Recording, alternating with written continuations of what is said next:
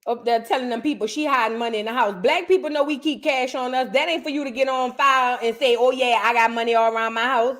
Bitch, you want the capital letter people to come knocking on your door? You know who I'm talking about. The I, the aura, and the SSS. Girl, stop acting crazy. You know they don't like you hiding no money. Nicole said, my husband said you love that lady from Louisiana. I got my family watching your channel. Oh, shout out to the fam. All right. Yeah, thank y'all for the support. Thank y'all for the support. You know what I'm saying? Shout out to the fam, to the Thomas family. What's up? Is gratitude giving, you know what I'm saying? But anyways, let's go over there to what's the boy name? Young Thug. The one who said YSL stand for Yves Saint Laurent. Bitch, when I seen that, I could have passed out. When them people came and said that YSL is not a gang and it actually stands for Yves Saint Laurent, bitch, I said, give me this. I need that attorney. Bitch, if you gonna say something crazy like that for people to just take down and you know everybody know you lying, but you gonna say that shit that confident, use the attorney for me. Okay, what I'm saying? Let's get into what hey Melissa, love you too, boo. Let's get into what was going on down there at the courthouse. 911 operator 619. Oh, really quickly. Oops, 911 call reveals a woman identified Young Thug as the gunman in a 2013 shooting. They came to my house and told me that the guy who shot somebody's name was Young Thug, whoever that's supposed to be. Now, this is what, and now you can tell it's an older person. You know what I'm saying? But let's get into it. 7, what's the address of the emergency? It's not an emergency. The guy that shot the guy over here off Cleveland Avenue, she's in my friend's apartment and she's panicking. She don't know what to do. Okay, what's going on?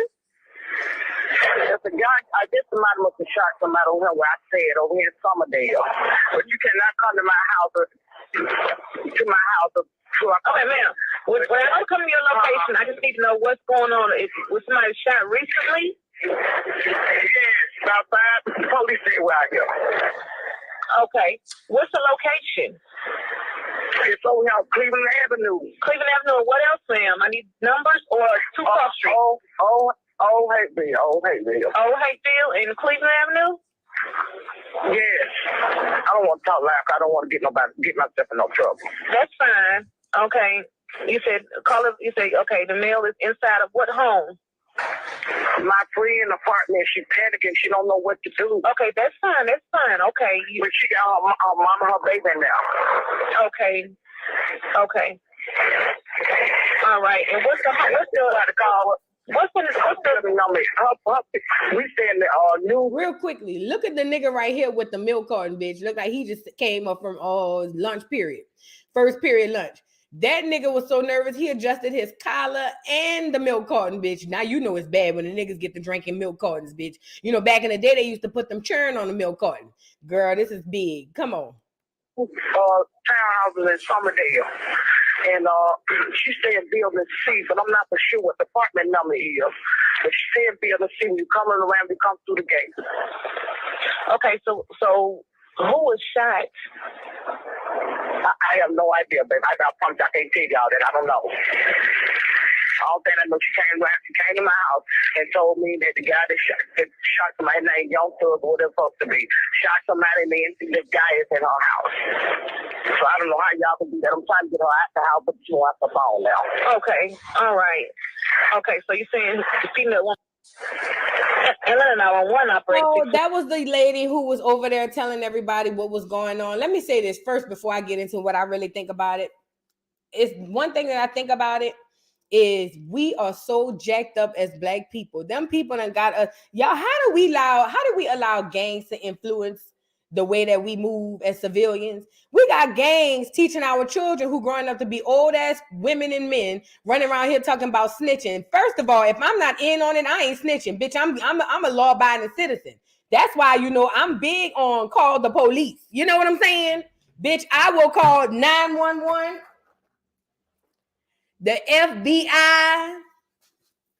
Bitch, y'all remember over here with Prince Patty? Bitch, I wanted to see him in prison for the rest of his life. I don't give a good goddamn. You know what I'm saying? I'm not like y'all. You know, And the fact that the response, even in the shade room or in the neighborhood talk comments, was, "Oh Lord, I hope the lady still don't live there." Why this old lady can't come down here and say that this nigga Young Thug around here busting blickies on people? And why is he rapping and busting blickies, big dummy, duck goose? Why is you doing that? Because I'm calling them. I don't give a good goddamn. Now, if I got to move after that, let the chips fall where they may. But I'm calling them bitches. Is calling not. Listen, I like having the 9 and the 1 already ready to go. Do you understand me? Because, bitch, if you come around here popping people upside the head next door to me, you might come to my house. No, you got to go lay down, bro. No, ma'am. So I didn't like that. But it seems to me that slime, ain't that what they call them, slime? Yeah, it's not looking good for you, bro. It ain't. Look, a slime done put his little weight on him. He over there eating, doing push-ups and whatnot, slime, but this what these little niggas get. And let me say this to the Negroes, to the black folk. Let me say this to the black folk. Before this nigga went down to prison, I was asking, because they was always, I live up here in Atlanta. Oh, yeah, shit, Thugger really about that shit. See that shit, Thug? See, Thug ain't no lame ass nigga. Thug really is that nigga in real life. I'm telling you, that slime life shit real. I know real niggas. But the moment the nigga get caught, he innocent. Free him, girl. Black people, y'all is fake. We need to do a segment on how fake black people is. We need to do a segment and call it Black People, y'all is fake. Wasn't y'all around here saying he was a real ass nigga? And I've asked a few people and they say, oh yeah, we did say that. So why is you around here saying free him? Cause what? He don't need to be free. He need to be locked up, clankety clank. You feel what I'm saying? For life, bitch. For life. But we gonna start a segment called Black People, y'all is fake. Because Black people, y'all is fake. But it's not looking good for your slime. Yeah, slime. Slime, they say you was around here hitting blickies, pulling blickies on everybody, or whatever the case may be. Some of the people in the comments saying they wasting tax dollars and all of that just because you already guilty and wooty wham wham. Look at this lady. This case is a circus. He is guilty and wasting taxpayers' money to convict him is crazy. This is longer than the OJ trial is. Black people love defending criminals. Then they wonder why the community is the way it is today. Facts. Somebody said, Young Thug, girl, don't piss me off. That's hearsay. Did you see him? Look, there go. There go Roxy. Roxy, look at her. Look at Roxy. These are the model citizens of our community. That's what I'm saying. But see, what Roxy don't understand is, and I'm going to get her off of here. Look at this one. The problem with this is he was never charged or convicted of this crime. How are they allowed to play this in court?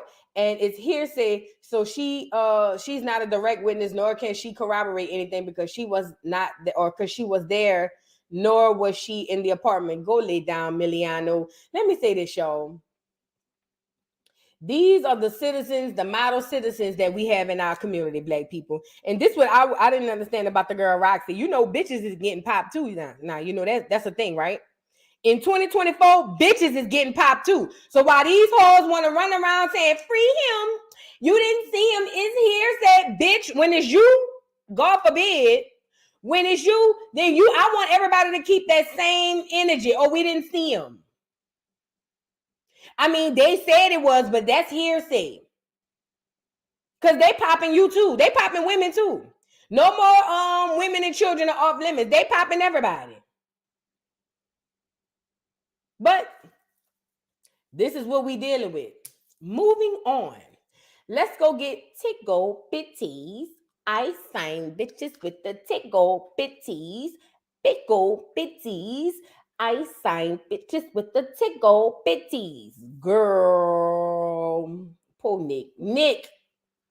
Nick went on live. Somebody said she was not out, but I didn't see that part. But Nick went on live and she said she only had, you know what's crazy? An artist as big as Nicki Minaj only have 21,000 people watching her. When a bitch with a snaggletooth like Krishan Rockhead could have 80,000, 100,000 watching her, that goes to show you how fucked up society is, girl. Let's go get Nick. Get Nick up here. Now, Nick done came on here Talking about the Pink Friday tour, I guess is what it is. I don't know, Barb. Don't drag me. I don't go to the tours and all of that. So I don't know nothing about what's going on. So Nick came on here to say she want to give Cat Williams, but the gag is they is around here saying that Nicki is only saying that because he was talking about doing something with Cardi B. They said, I didn't say it. Go drag the Barbs. No, not the Barbs. Who the Cardi B? Barty Gang. Go drag them. Don't drag me. I'm just reporting the news. But they said that she's only trying to get Cat Williams on the line because Cat Williams said something about working with Cardi or something like that. I don't know. Let's get Nick on the line to see what Nick had to say about getting Cat Williams on the tour. Outside of hairstylist, I want to know. No shade. I'm gonna run this real quick. Nicki been asking somebody to do her hair for the past 5 lives. Where is the people who do Nicki hair? Girl. Oh, here's what I did want to ask you guys. Outside of hairstylist, I want to know. Now, I know that this is the busiest man in show business, okay? I know that he's rich, and I know that, you know, he's the funniest man in showbiz. Can y'all hit up Cat Williams and ask him what would be his price to hi, Haiti, how are you? To be a part of the Pink Friday 2 Gag City Tour. Oh, here's it just dawned on me. I know why her voice is so annoying to people. She sound like Fran Dresser. Y'all remember Fran Dresser? Do you guys remember Fran Dresser? Let me go get her. Y'all know who I'm talking about. She used to be on them shows in the 80s. Hold on. Let me go get Fran Dresser up here. She sound like that lady. Hold on. Y'all remember her? I'm about to get her. I'm about to go get her for y'all.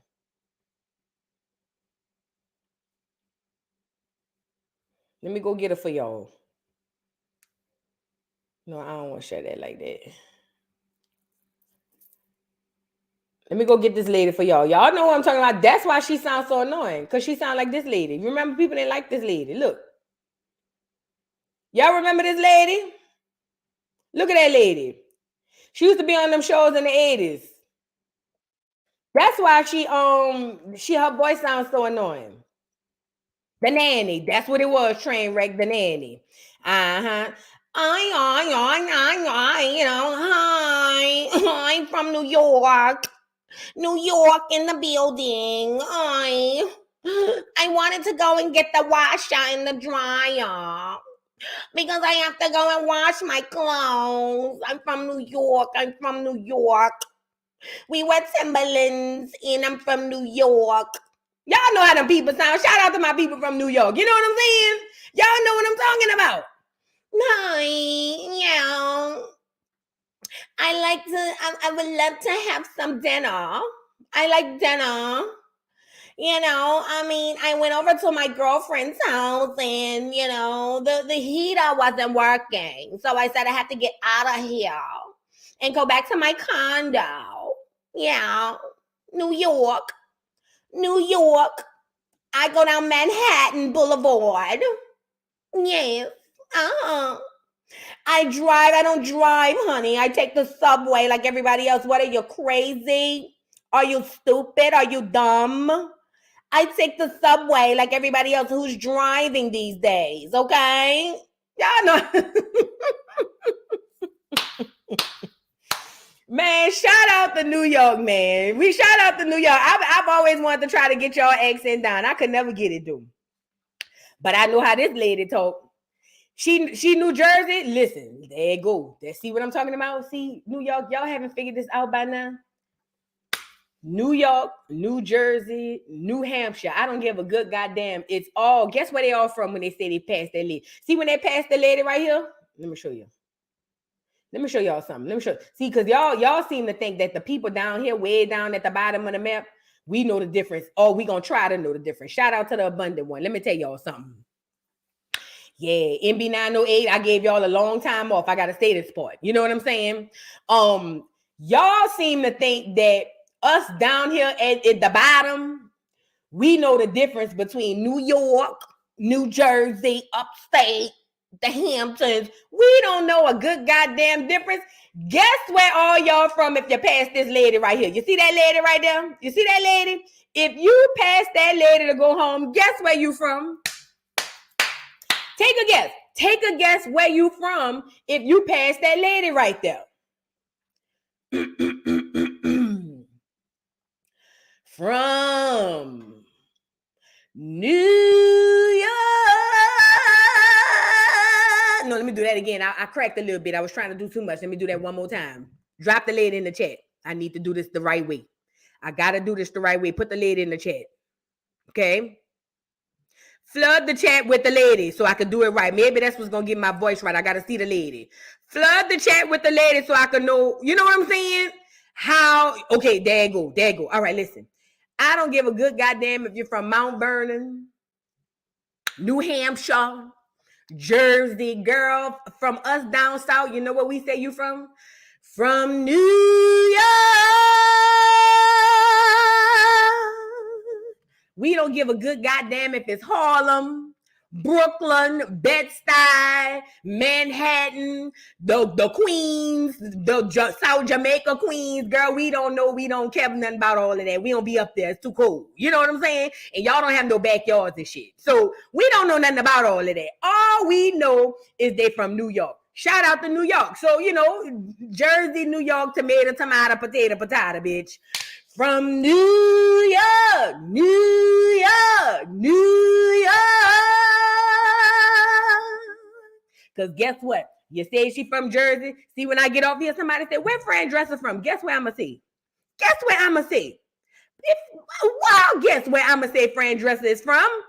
From New York. Drop me off in Harlem. Good old Harlem. Yeah, I learned that on Harlem Nights. Did learn that song when they had the song on Harlem Nights. Sure did. Learn that on Harlem Nights. Now go ahead and get off of here with all of that. She from Jersey, girl. It's all the same, girl. All y'all from New York. All y'all from New York. I don't care about that ugly ass shit. Everybody from New York. I don't care. I ain't up there. I ain't got to catch the subway. I don't wear Timberlands. I don't have to be in the boogie down Bronx. Shout out, but I ain't up there. You know what I'm saying? All y'all from New York. What y'all want me to say? Girl, I'm about to learn all them places. Oh no, this one from Hampton. No, what's the other place they be saying up there? Upstate. Oh, Buffalo, girl. The only Buffalo I know is a Buffalo Soldier. Buffalo Soldier.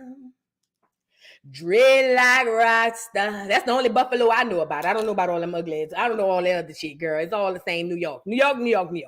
That's all it is. That's all I got to say about it. You know what I'm saying? But shout out to New York. Shout out to everybody from past the Green Lady. I fucks with y'all heavy. Y'all my people. Shout out. You know what I'm saying? Yep. Oh, that's the other Buffalo I know. You right, Cree. Buffalo Wild Wings. Sure do that. I do know the Buffalo Wild Wings people too. Yeah, with the bull on them, and they be having the special on Tuesdays where you can get the boneless buy one get one free. I know them Buffaloes. That's the only Buffalo I know. I don't know no other Buffalo. Rochester, girl, I don't know about none of that ugly ass shit. Yonkers, Utica, girl, I thought Utica was a prison. I don't know nothing about all of that. That's too much. Girl, y'all asking me to do too much out here in these streets. Girl, it's too much going on in real life for me to be trying to separate who is who, girl. Everybody from New York. If you're from an island, everybody from Jamaica. If you're black and you're not from an island, everybody from Africa. I don't care what nobody say. Oh, he Haitian, African. If the nigga ain't Jamaican, Dominican, you know, one of the first cousins, African. I don't give a listen. What you want me to say? Oh, that's another one, New Rochelle. I remember somebody told me, I'm from New Rochelle, bitch. What Rochelle? The Rochelle I know is the old hoe. What Rochelle? Girl, bye. Y'all do too much. Ain't about to do all of that. You're from New York. Say what I said. Anything, I think the only place past New York we know is Canada, bitch. You either from New York or Canada. Now take it, get it how you live. Where you want to be from, Canada or New York? Pick it, get. It's too much going on in life for me to try to figure this shit out. You want to be from Canada or New York? Okay? Shit.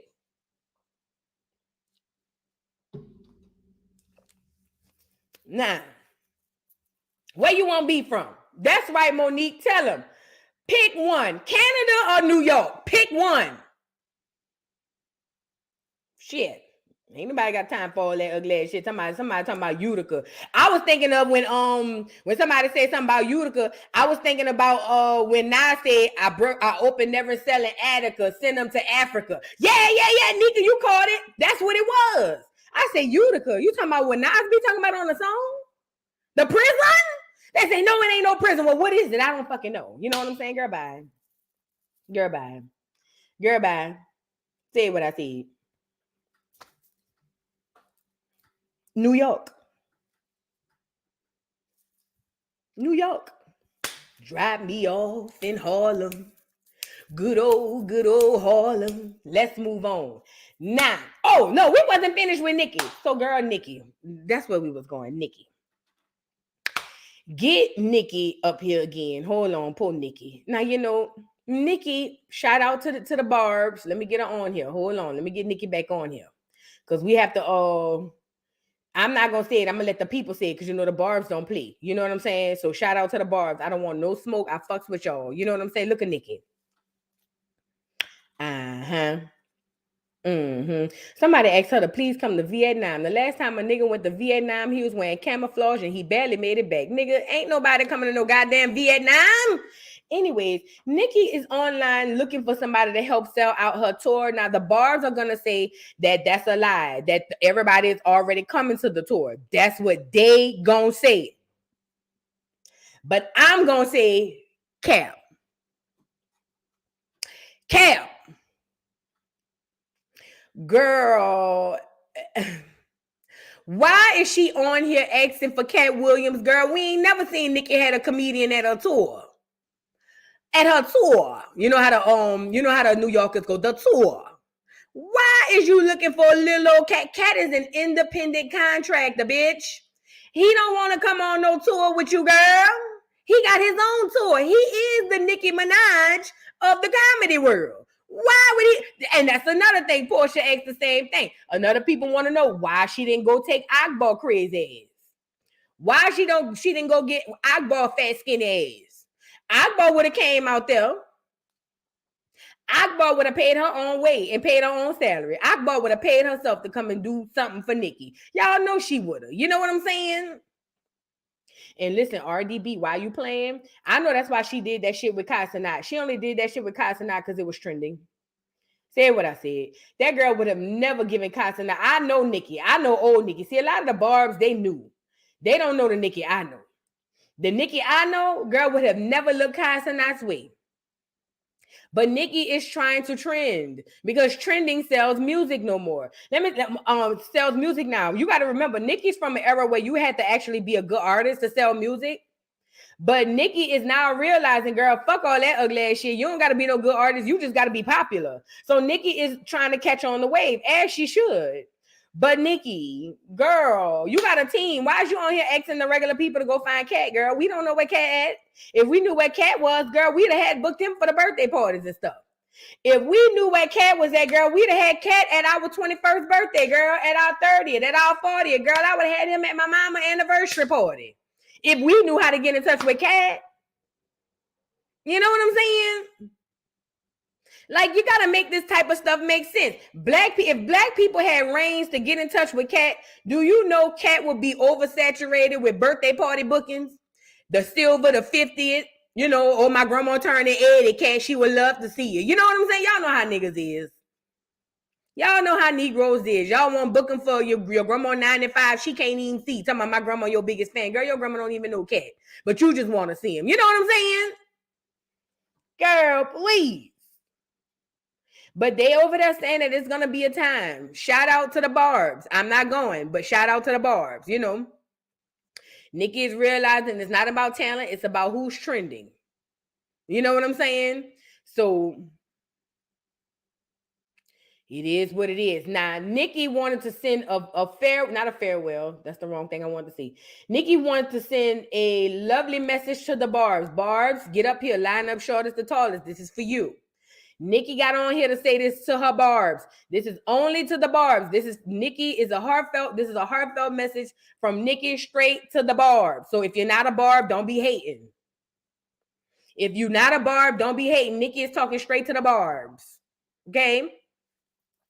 So Nicki said, I be trying to tell y'all nobody is exempt.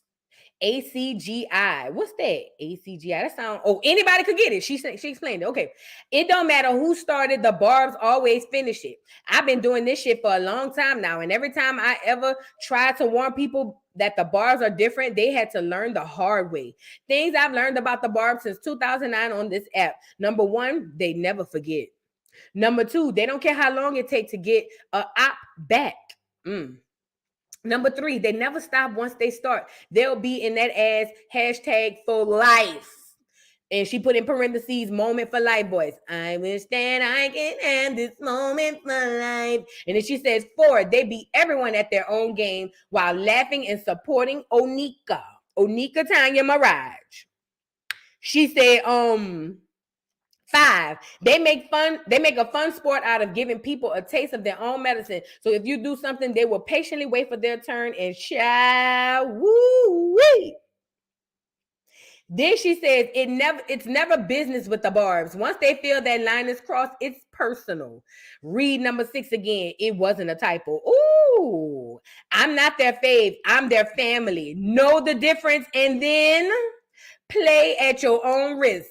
Hashtag Pink Friday 2, hashtag Gag City World Tour begins in 10 days.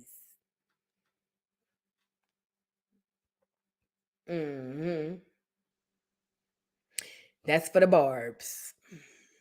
Nicki is inadvertently gassing them up to go crazy on somebody. Y'all know how they go. But then she gonna come back and say, I don't condone violence. You Barbs,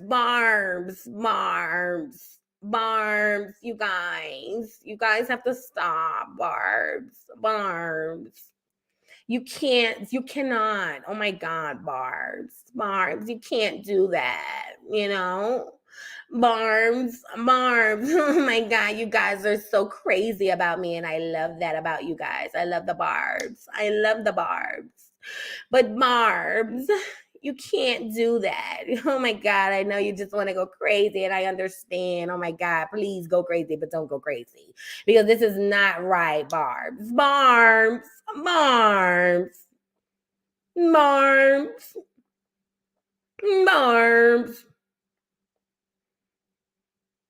That's what she's going to say. Oh, Barbs, don't do that, Barbs. I love you guys so much. Oh, my God. I love you guys so much. You guys have no idea how much you mean to me, Barbs. Oh, you love me so much, Barbs. Don't do that, Barbs. I mean, do what you feel you need to do to protect me, but don't do that, Barbs, because, I know you want to protect the queen.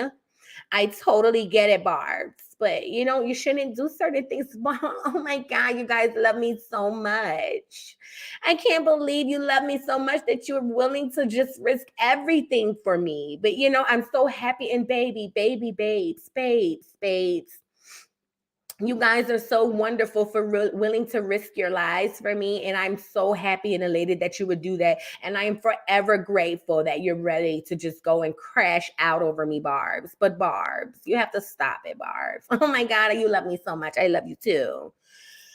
Girl, Nicki, go lay down, Nicki. Go lay down. You know what I'm saying? Now look at the people in the comments, girl. Somebody said, didn't one of the Barbs get kicked out of the nursing school for uploading someone's personal info a few weeks ago? Look, the comments gonna call her out. Then it says, her coke addicted self and her brainwashed fan base need to grow up. Oh, I never thought I'd see the day. What else they were saying, girl? Hold on, girl. Somebody said, the way she encourages her fan base to act the way they do is honestly embarrassing. Somebody else says, yeah, and that's why that nursing student that called herself defending you can't even take her NCLEX now. Oh, Ooh, sound like Barb's are unemployed. Nobody cares about guards. Internet trolls that hide behind stand accounts will never get active in the field. So she encourages the barbs to bully and troll people she has issues with. Number 6 is true. She hated Megan ever since she did business with Cardi. Y'all tried to make it about the baby situation, but even after that, she promoted that song and went live and everything else together. When WAP dropped, she unfollowed and started throwing shots. Now, as you can see, the people over here on the neighborhood talk, they feel like me. They feel like me. They know that Nicki full of shit. Nicki going, Barbs, oh my God, Barbs, I love you so much. Even though on a regular live, she was saying, who is that talking? Who's talking to me? Oh my God, who the fuck are you? Are you the one that I hate? Are you the one that I hate? Oh no, Queen, Nicki, Queen, I promise you, I'm not the one that you hate, but you did curse me out the other day. Well, if I cursed you out, I really don't like you. So why are you here? Oh my God, all of you guys get on my nerves so much.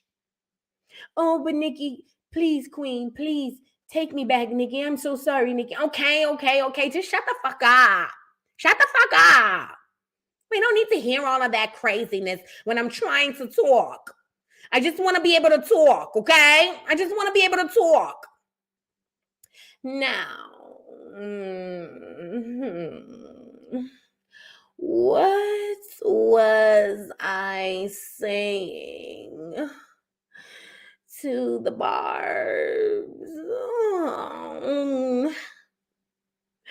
I believe I was saying, hey, Queen, I love you. Who the fuck was that? Who was that? Who was that? Who was that? Who the fuck was that? I'm so sorry, Queen. I just wanted to tell you how much I love you. Oh, I don't fucking care. I don't fucking care. Didn't I curse you out like 20 minutes ago? Why are you fucking here? Why are you here? You need to fucking go. Okay?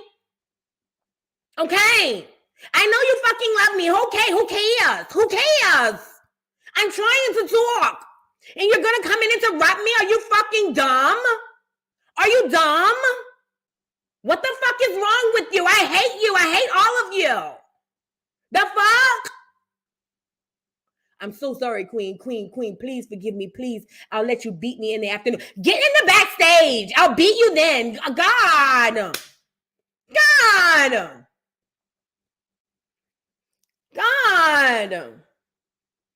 Somebody said this she blames Roman. Then, guys, I'm so sorry. That's not me. You know, every now and again, Roman just comes out, you know, and I can't really control him. He's always been like kind of a thing, you know? Yeah, so I'm sorry about that, guys. It's Roman. Please don't blame it on me. But anyways, like I was saying, you guys, I've